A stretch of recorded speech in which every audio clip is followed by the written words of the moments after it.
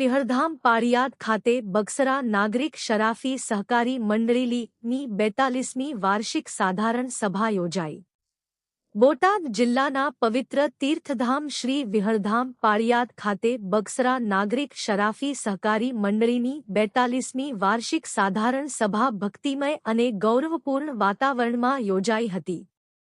આ સભામાં બગસરા, અમરેલી, ચલાલા, ધારી, લીલિયા, રાજકોટ, અમદાવાદ, વડોદરા સહિત ગુજરાતના વિવિધ વિસ્તારોમાંથી મોટી સંખ્યામાં બોર્ડ ઓફ ડિરેક્ટર્સ, સભાસદો અને આગેવાનો ઉપસ્થિત રહ્યા હતા। આ પ્રસંગે શ્રી વિહળધામ પાળિયાદ તરફથી ઉપસ્થિત તમામ મહાનુભાવોનું ઉષ્માભર્યું સ્વાગત કરવામાં આવ્યું હતું।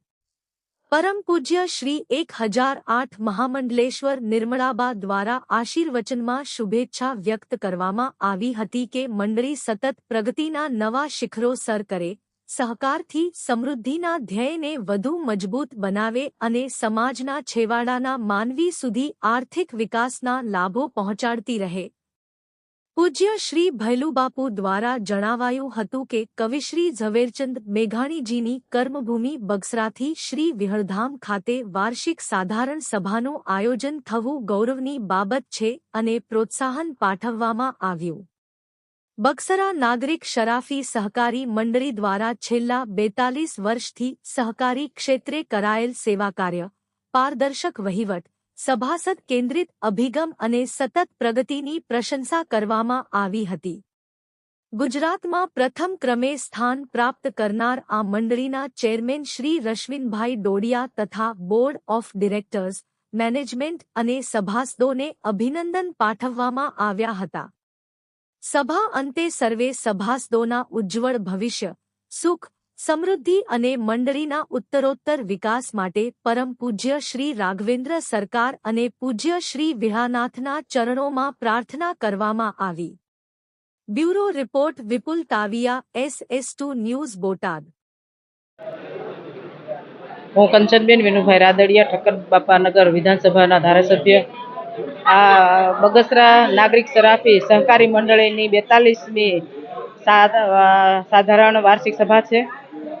એ પાળિયાદની અંદર રાખવામાં આવી છે। પાળિયાદ એક એવું ધામ છે જે આપણા ગુજરાતની અંદર આપણી સંસ્કૃતિને, આપણા સંસ્કારને ઉજાગર રાખે છે અને અહીંયા આ ધામ જે ભૈલુ બાપુ છે એમના આ સાથ સહકારથી ને એમના જે વિકાસના અત્યારે કામ કર્યા છે અને એમણે જે આ પાળિયાદ ધામને ખૂબ મોટું ધામ બનાવી અને અહીંયા આવતા હરેક યાત્રિકને જમાડ્યા વગર જવા નથી દેતા અને અમાસના દિવસે અહીંયા તો 1.5 લાખ માણસો આવે છે। આ આપણું ધામ એક આપણા સંસ્કૃતિને, આપણા ધાર્મિક સંસ્થાને અને આપણામાં એક આ ધાર્મિક અને આપણી આસ્થાને ઉજાગર કરતું આ ધામ છે। આપણી આસ્થા હોય તો ભગવાન હર હંમેશને માટે આવા યાત્રિક ધામની અંદર આવા ધામ બનેલા છે, તેમાં હાજરો હાજર છે। આ એક એમનું જીવતું જાગતું આપણું ઉદાહરણ છે અને અહીંયા આવી અમે આ બગસરાની સામાન્ય સભા રાખી હતી। લોકોને આ ધામના દર્શન થયા અને અમારા આ મંડળીને જે સાધારણ સભા છે એમાં પણ હાજરી આપી। ખૂબ મોટી સંખ્યામાં અહીંયા લોકો હાજર રહ્યા છે અને અમારી જે આ મંડળી છે તે લોકોને સહકારથી સમૃદ્ધિ સુધી લઈ જાય એવી આ શાખા છે। આ શાખાની અંદર વિશેષતા એ છે કે નાનામાં નાના માણસને પણ આ મંડળીની અંદર જે પણ કાર્યો થાય છે એમની ખબર હોય છે અને અમારી હરેક મહિનાની અંદર હરેક મંડળીની અંદર સાધારણ સભા પણ રાખવામાં આવે છે। ત્યારે મહિનાનો જે વાર્ષિક અહેવાલ હોય છે તે રજૂ કરવામાં આવે છે અને આ અહેવાલની હરેક લોકોને ખબર પણ હોય છે।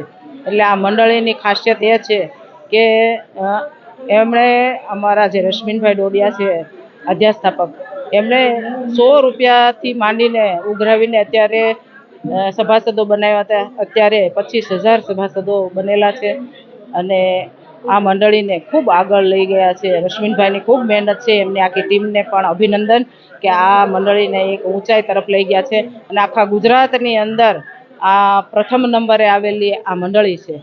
એટલે રશ્મિનભાઈ ડોડિયાનો અને આખી એમની ટીમનો અને બધા જ સભાસદોનો ખૂબ ખૂબ આભાર. ભારત માતા કી જય. વંદે માતરમ. આપનો પરિચય. રશ્મિનભાઈ ડોડિયા, બગસરા નાગરિક સરાફી સહકારી મંડળી ચેરમેન, બગસરા નગરપાલિકા પૂર્વ પ્રમુખ, અમરેલી જિલ્લા ભાજપ પૂર્વ ઉપપ્રમુખ.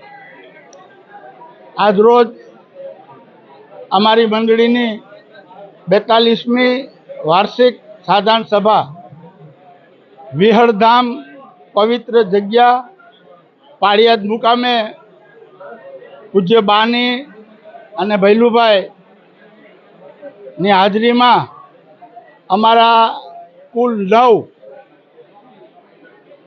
જે શાખાઓ છે એ શાખાઓમાં નોંધાયેલા સભાસદોની વિશાળ હાજરીની અંદર અહીંયા અમે આજરોજ રાખવામાં આવેલી છે.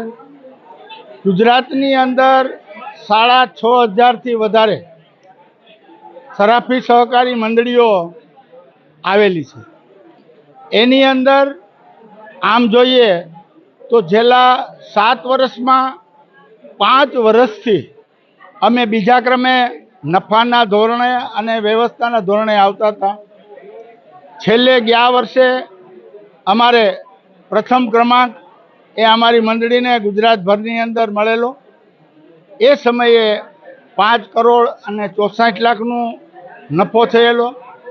ચાલુ સાલ આ 25-26નું વર્ષ જે પૂરું થયું 31 તારીખે, એની અંદર અમારો નફો એ 7 કરોડ અને 72 લાખનો થવા જઈ રહ્યો છે. એને ધ્યાનમાં રાખીને આ વર્ષે પણ અમારે બીજી વાર સતત એ નંબર 1 આવ્યું છે. ખાસ કરીને સરાફી સહકારી મંડળીઓની કામગીરી એ નાનામાં નાના માણસો કે જેને રાષ્ટ્રીયકૃત બેન્કોની અંદર કોઈ પણ પ્રકારની સવલતો એને મળતી નથી. એ માગણી મૂકે તો પણ એના ચપ્પલના તળિયા ઘહાઈ જાય ત્યાં સુધી એમને કોઈ પણ પ્રકારે ધિરાણ મળતું નથી. ત્યારે અમારી જેવી આવી સરાફી સહકારી મંડળીઓની અંદર એ અમારા સભાસદ બને, યોગ્યતાના ધોરણે એમને મળવાપાત્ર. આમ જોઈએ તો મોટામાં મોટી અમારી લોનની કેપેસિટી એ 50 લાખ છે, પરંતુ શરૂઆતના સમયની અંદર 3 લાખ, 5 લાખ અને એમ વધારતા અમે આપીએ છીએ. અમારી પાસે આજે 1 અબજ 60 કરોડ રૂપિયાનું અમારું ધિરાણ છે. 1 અબજ 20 કરોડની અમારી ડિપોઝિટ છે. અલગ અલગ જે કાંઈ ફંડો છે એ 200 કરોડના છે. આમ જોવા જઈએ તો એક નાની સરાફી સહકારી મંડળી હોવા છતાં આ અમે લોકોને સુવિધાઓ પૂરી પાડી રહ્યા છીએ. અમને ખાસ કરીને કહું તો ભૈલુ બાપુ અને પૂજ્ય બા ને અહીંયા આ સાધારણ સભા ભરવા દેવા માટે થઈને જે અમને સહમતિ આપી એ બદલ હું કાયમને માટે એમનો ઋણી રહીશ. અસ્તુ.